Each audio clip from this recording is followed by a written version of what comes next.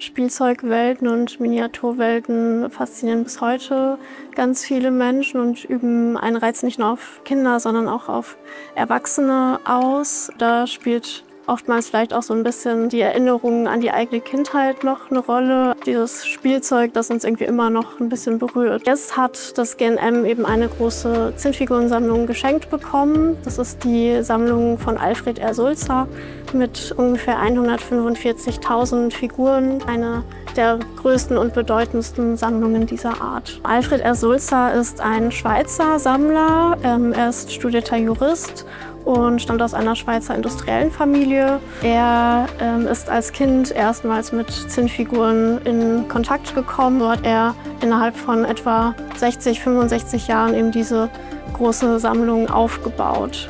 In der Sammlung findet man ganz vielfältige Themen, natürlich viele militärische Darstellungen, Kriegsszenen, weil Zinnsoldaten eben gerade ab der Mitte des 19. Jahrhunderts auch einen sehr hohen Marktanteil hatten. Aber darüber hinaus gibt es auch ganz viele zivile Darstellungen, von Gärten und Promenaden bis hin zu den Kunstreitern. Dann haben wir auch literarische Themen, Ritterfiguren, historische Ereignisse und historische Personen, die abgebildet sind. Zum Beispiel der Besuch von Queen Victoria auf der Weltausstellung 1851 in London oder auch die Nordpolarexpedition von Fridtjof Nansen. Also sowohl damals schon historische Ereignisse als auch aktuelle Ereignisse wurden in Zinnfiguren umgesetzt.